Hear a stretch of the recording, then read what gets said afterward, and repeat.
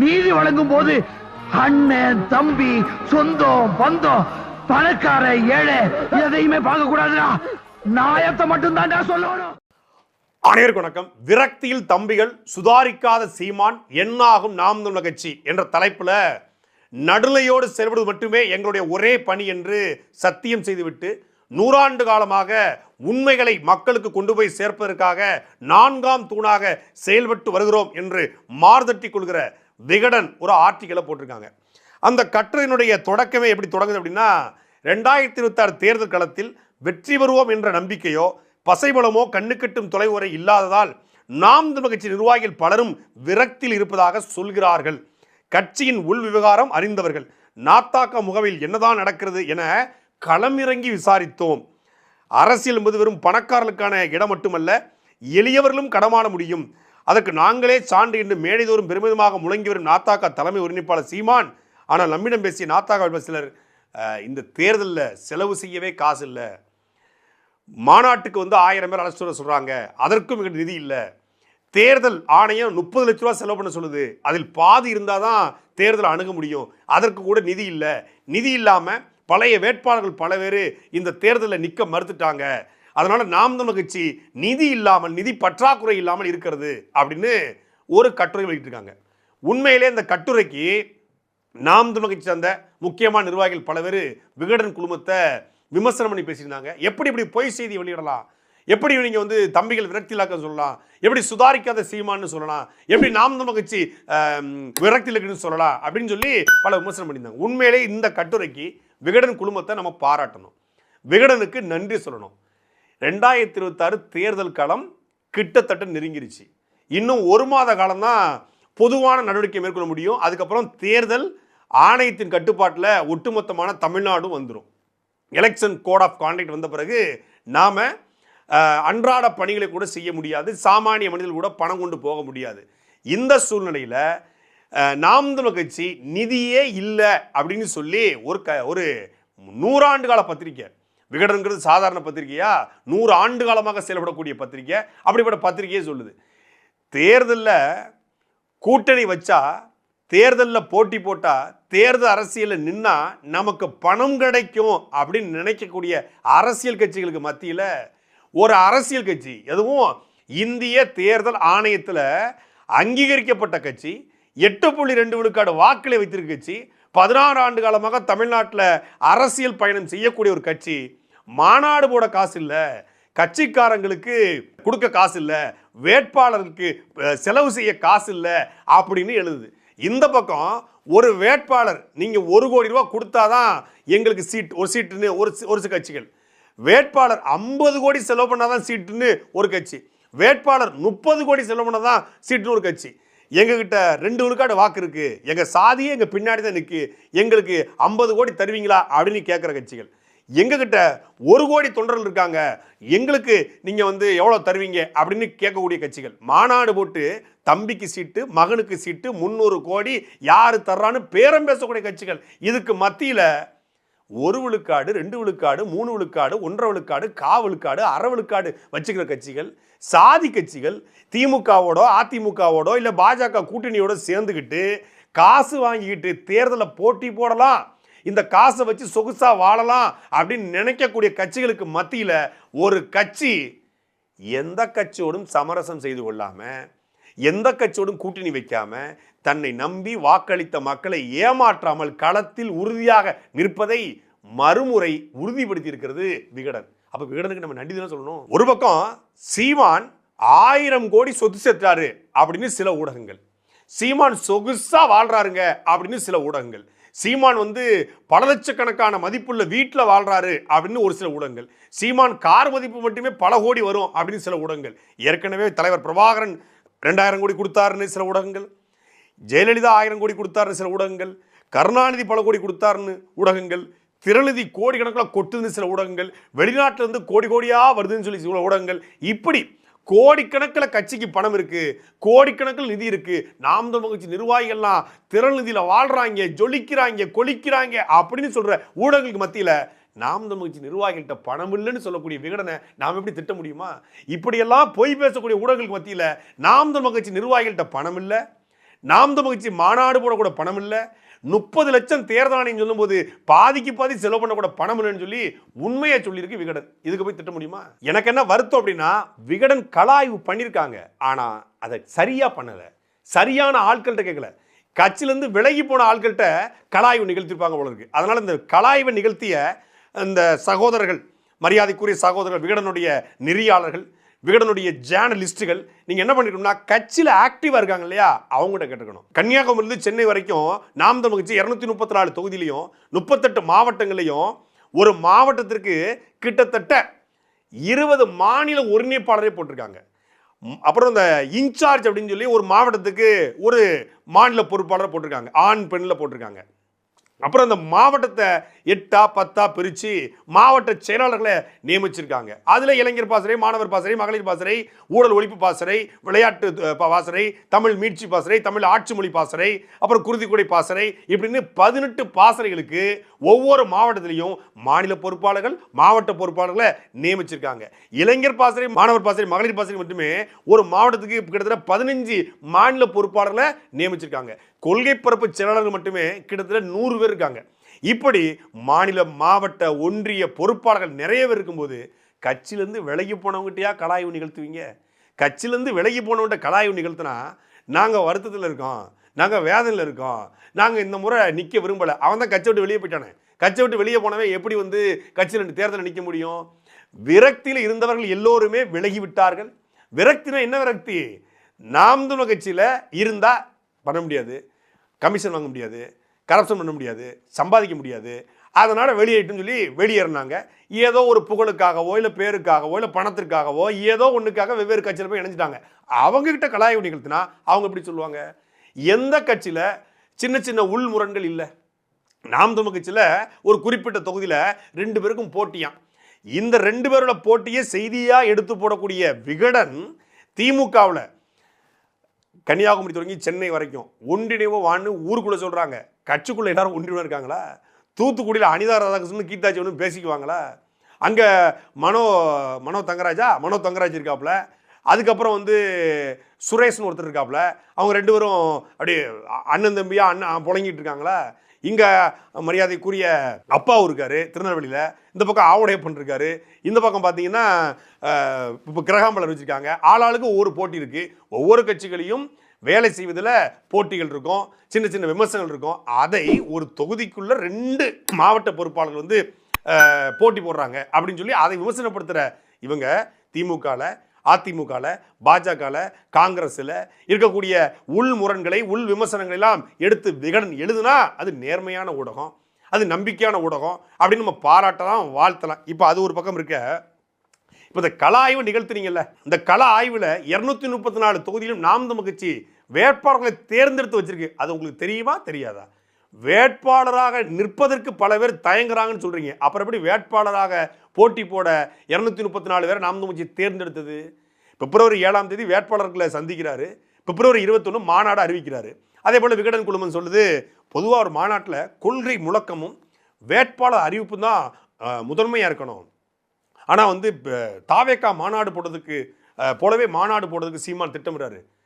2010 நாம் தமிழ் கட்சி முதல் மாநில மாநாட்டை மதுரை நடத்தினாங்க, 2015 திருச்சி நடத்தினாங்க, 2020 கொரோனா காலகட்டம். ஒவ்வொரு 5 ஆண்டுகள் ஒரு முறை மாநாடு நடத்துவது ஒரு அரசியல் கட்சியினுடைய முக்கியமான ஒரு பணியாக இருக்கும். அந்த அடிப்படையில் 2020 நடத்த முடியலை, அது கொரோனா ஊரடங்கு காலகட்டம்னால.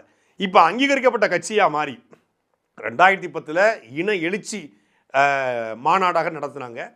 2015 நாம் தமிழ் கட்சி தேர்தலை சந்திக்க போது 2016, அதனால் அந்த மாநாடு எழுச்சியாக திருச்சி நடைபெற்றது.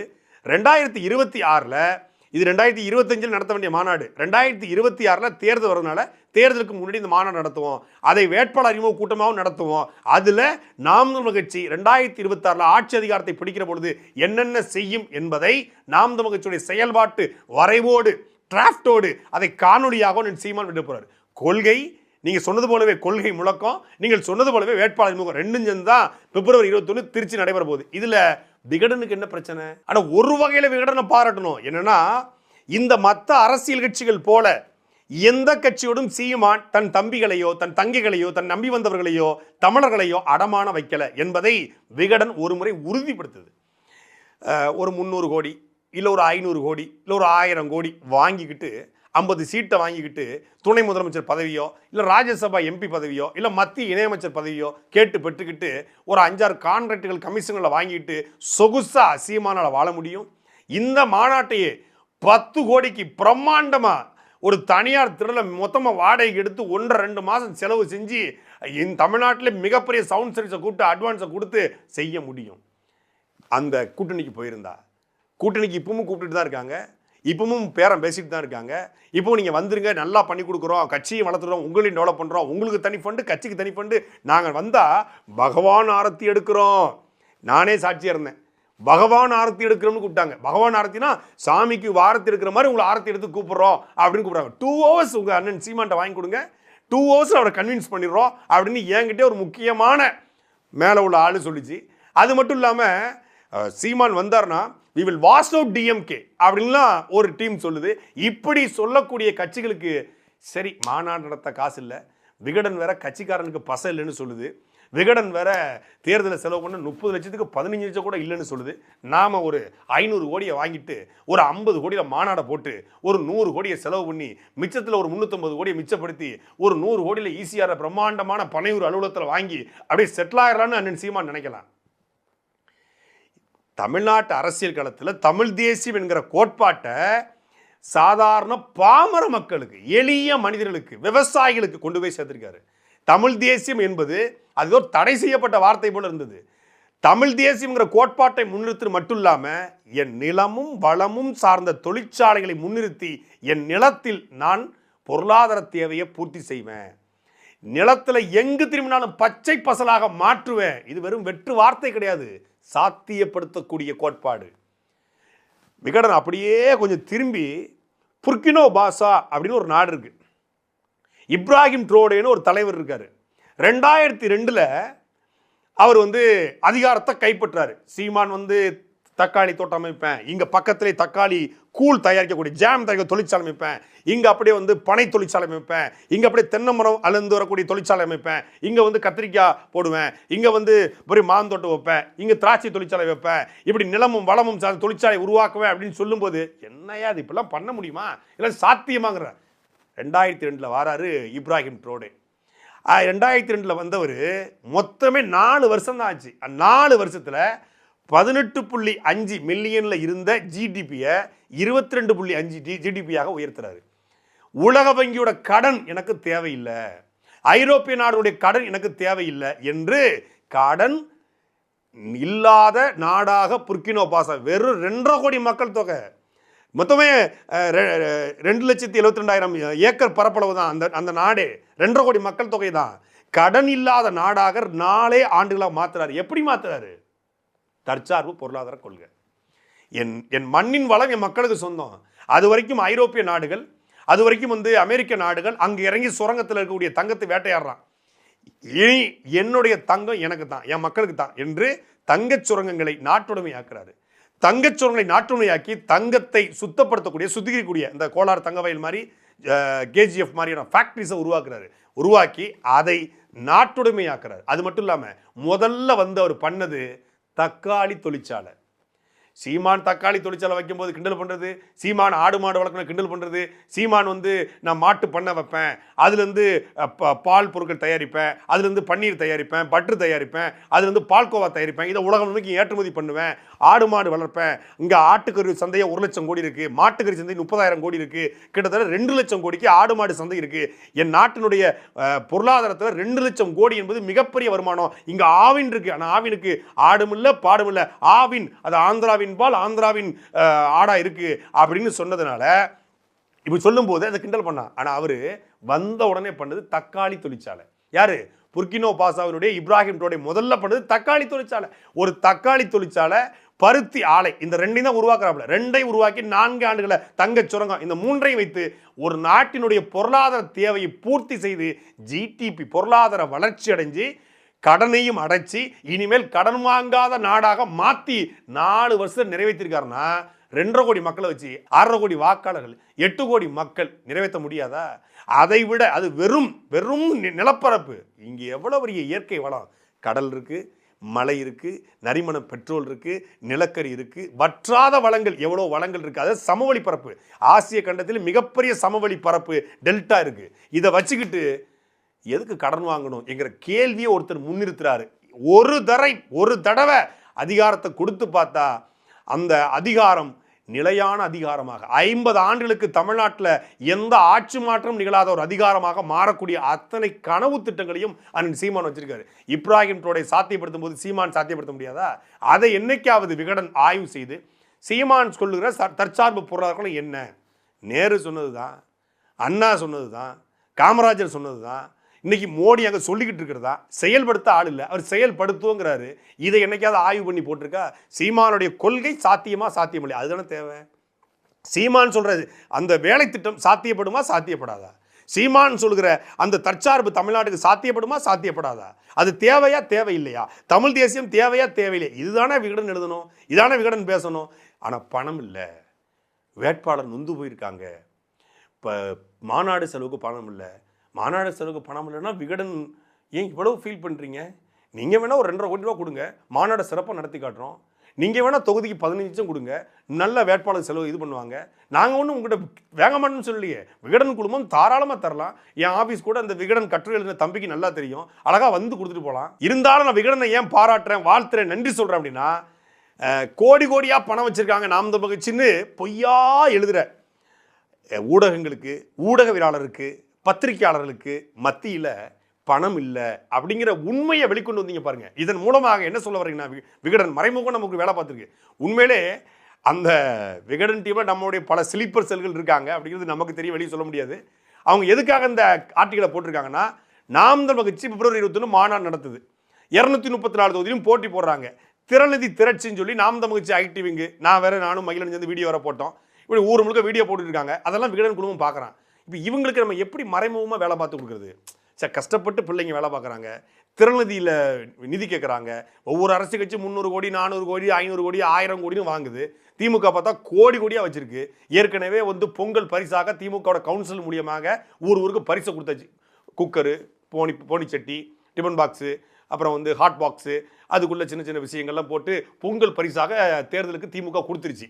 எல்லா ஊர்லேயும் கொடுத்து முடிச்சிட்டாங்க. தேர்தல் வந்தால் திமுக 4000 திட்டமிடுதான், அதிமுக 3000 திட்டமிடுதான். இப்படி காசை கூட்டி கொடுக்குறாங்க. ஆனால் ஒரு பக்கம் காசு இல்லாமல் நாம் தமிழ் தவிக்குது. அப்படிங்கிறத 100 ஆண்டு கால பத்திரிகை, நம்பகமான, நியாயமான, நேர்மையான, இப்படி எல்லாமுமான பத்திரிகை என்ன பண்ணுது அப்படின்னா, ஒரு கட்சி கஷ்டப்படுது, தனிச்சு நிற்கிறேன்னு சொல்கிறாரு. பெரிய பொருளாதார பின்னணி இல்லை, பெரிய படபலம் இல்லை, படைபலம் இல்லை, பெரிய சினிமா அந்த ரகசிய கூட்டமும் இல்லை. அப்போ இவருக்கு பெரிய ஆளும் இன்வெஸ்ட்மெண்ட் பண்ண மாட்டாங்க.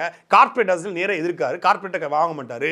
நேரடியாக இந்த எலெக்ஷன் பாண்ட்லேயும் வாங்க மாட்டார், யாரும் தரவும் மாட்டாங்க. அப்போ இவங்களுக்கு எப்படி ஹெல்ப் பண்ணுறது? அப்போ இவங்களுக்கு நிதி சேகரிப்பாக நிதி இல்லைன்னு சொல்லும்போது நல்லவர்கள், தமிழர்கள், தமிழ் முதலாளிகள், நியாயவான்கள், உலகத் தமிழர்கள் நிதி கொடுப்பாங்க அப்படிங்கிறதுக்காக மறைமுகமாக நாம் தமிழ் கட்சிக்கு திறநிதியில் நீங்கள் பணம் கொடுங்க அப்படிங்கிறதா விகடன் எழுதியிருக்காங்க. அதனால் விகடன் யாரும் விமர்சிக்காதீங்க. விகடன் நாம் நேரடியாக அப்படி பண்ணுறோம், அவங்க மறைமுகமாக நமக்கான வேலையை பார்த்துருக்காங்க. நன்றி, ரொம்ப நன்றி.